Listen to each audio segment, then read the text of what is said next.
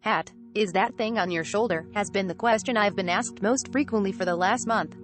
Understandably so. For the last 30 days, just barely peeking out from under the sleeve of my t-shirts, there has been a big black sticker. It's round, about 2 inches in diameter, and it looks like a high-end band-aid, but that sticker is just a cover. Under it is a smaller plastic disc with a little thread that is actually sticking into my body and analyzing my ever-changing blood sugar levels. It's the closest I've ever been to cyborg status. Levels Health is a new product and service currently in late-stage beta but gettable by the public, designed to monitor your body's glucose response to different stimuli, like exercise and stress, and especially the foods you eat. It's sort of like a Fitbit for your metabolic health, and it currently costs a hefty $400 for the 1-month program.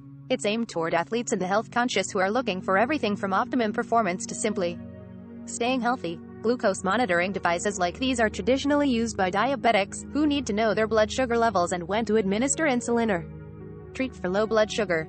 But Levels is marketing itself as a wellness product for anyone to use and isn't making any diagnostic claims.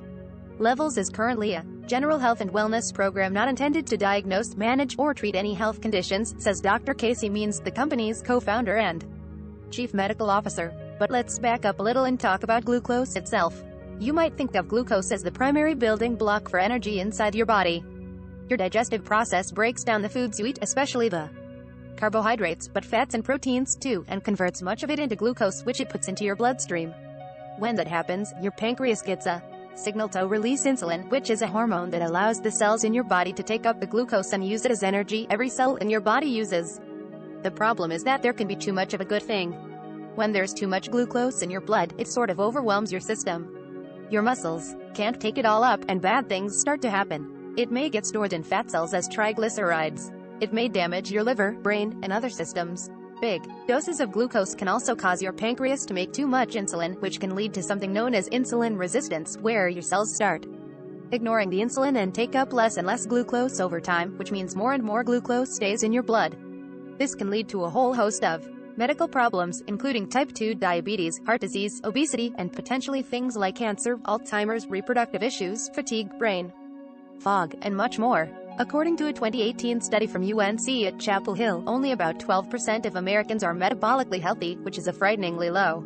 This is all a fairly high-level breakdown. If you want to get into the nitty-gritty, Levels wrote what it calls its ultimate guide to metabolic fitness, which is a fascinating read and goes into more detail than I can hear. The TLDR version is this: high spikes in your glucose levels are bad, but every body is different, and there isn't a one-size-fits-all solution that works for humans. What causes a spike in me may not cause a spike in you. We may all respond differently to the same exact foods, exercise, or sleep routines, and while some rules of thumb may hold somewhat constant, the only way to know for sure is to experiment and track the results, which finally brings us back to the thingy on my shoulder. The disc that stuck to me is a continuous glucose monitor, CGM. These products themselves aren't super new, and Levels doesn't actually make this one. Instead, it works with a product called the Freestyle Libre, made by Abbott. The gadget accounts for much of the cost of the Levels program. Each one lasts for 14 days, so you have to swap them halfway through. The disc-shaped sensor comes embedded in a larger, round plastic stamp. You try to find an out-of-the-way spot on the back of your arm, ideally in the little pocket between your triceps and deltoid, and you clean the area with an include alcohol pad. Then, you put the stamp on your arm and depress it until you hear a loud click. In that click, the device actually sticks you with a little pin, which is instantly withdrawn and replaced with a little, flexible 1/4-inch thread, which is about the thickness of a single bristle on a hairbrush. Levels promises that it's completely painless, and indeed it was. I literally could not feel it at all, either during or after. Once you remove the plastic stamp, you've got this little white disc stuck to you. You slap the larger, black adhesive circle over it just to give it some added protection, and you're good to go.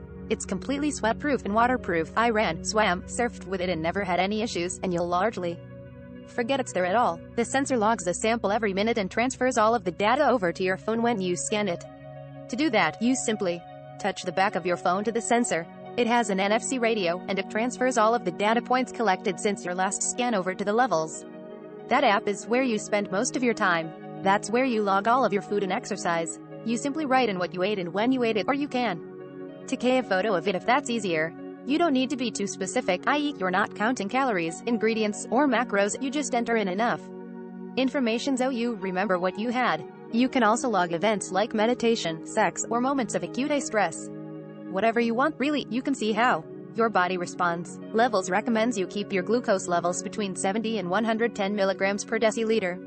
The ADA says you can go up to 140 milligrams per deciliter, but once you cross the 140 line, you're classified as pre-diabetic, so Levels wants you to stay well clear of that and in the optimal zone. The name of the game is avoiding glucose spikes and dips. The app shows you a graph of all your data points, and you want to see a nice, smooth curve after meals. Levels also rates each logged item from 0 to 10, with 10 being the best, so you can easily interpret your results.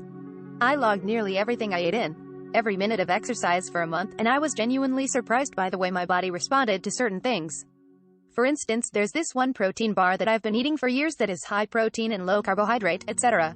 I was shocked that it made my glucose spike aggressively. Levels gave it a 2. It turns out that my body doesn't mind some sugar alcohols, but other types of sugar alcohols cause a strong reaction. Thankfully, my regular breakfast of eggs with salad and coffee came in at a 10, but if I added a bowl of oatmeal dip, my score dropped down to a 3. Chicken tenders were fine with a savory barbecue sauce, but if I switched to my favorite, a sweet one, it dropped all the way down to a 0. Damn. Potatoes seemed to be one of the worst offenders for causing me spikes, which was heartbreaking, but sweet potato fries were less bad. One of the biggest takeaways for me was how I could mitigate the negative impact of one thing by adding something else. For example, instead of eating that protein bar that gave me a 2 by itself, if I ate it with some jerky and almonds, it got upgraded to a 6. Dinner would frequently cause me to spike, but dinner with a walk immediately afterward improved my numbers significantly because my muscles used up some of that excess glucose in my blood. A cocktail, then going to bed was bad, but a cocktail then going to bed with someone else, not so bad. You're also given a score for each day and week as a whole, from 0 to 100, with 100 being the best. Being active after a meal often mitigated the spike in glucose levels from the food. Levels suggests you don't make any changes during the first week, so you can see what happens with your normal habits. For weeks 2 and 3, they suggest you start experimenting with different foods to see how your body responds to different things. For week 4, it's recommended that you try to implement your learnings and go for the lowest score possible. Everything you log takes about 2 hours before you can see your score, because your body doesn't respond to food or exercise immediately, but then you can see everything in the app. Levels also emails you daily and weekly reports, and finally, one big report at the end of your 1-month journey that has 14 pages of granular info broken down into easy-to-understand charts and graphs. While the device itself doesn't hurt at all, it must be said that there are some pain points. For starters, Levels is currently using a 2-app solution.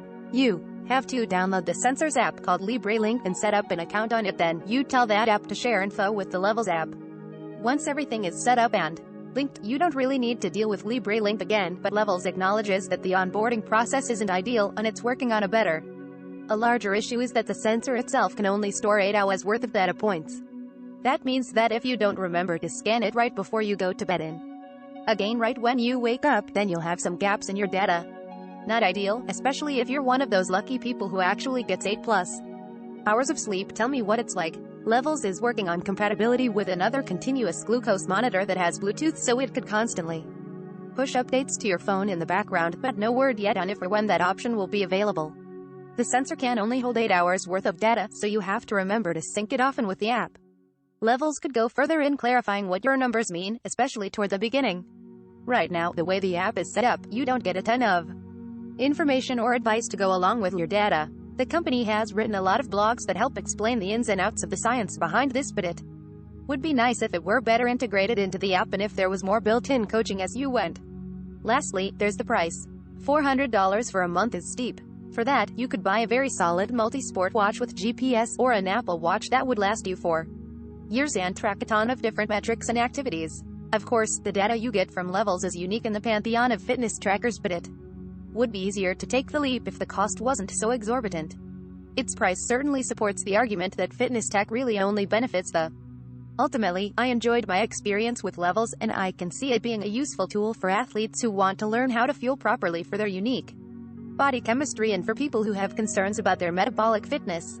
I didn't lose any weight in the month I did it, but that's because glucose levels are just one part of the picture.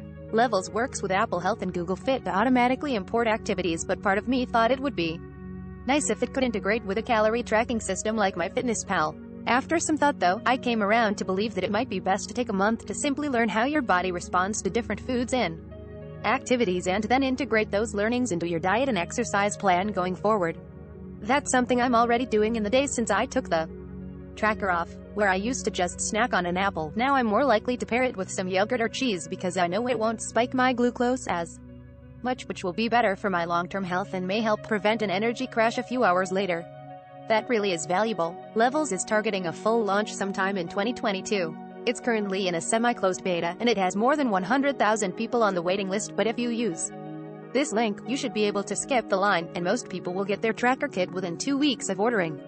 Update 3:50 p.m. Eastern Time, November 30, 2021. After this review was published, Levels reached out to say that it is now planning its full launch in 2022 instead of by the end of this year, though it doesn't have a more precise time frame than that.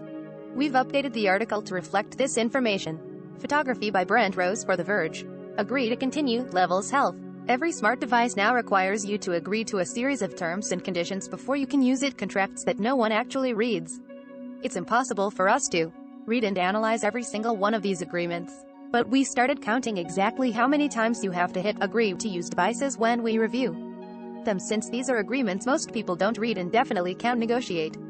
To use the Levels Health system, you have to use 2 apps, one for managing and pairing the Freestyle Libre device and one for managing your Levels Health. The Libre Link app has a terms of service that you must agree to before using it. The Levels app also has a terms of service plus a privacy policy for its final tally, 2 apps and 3 mandatory agreements.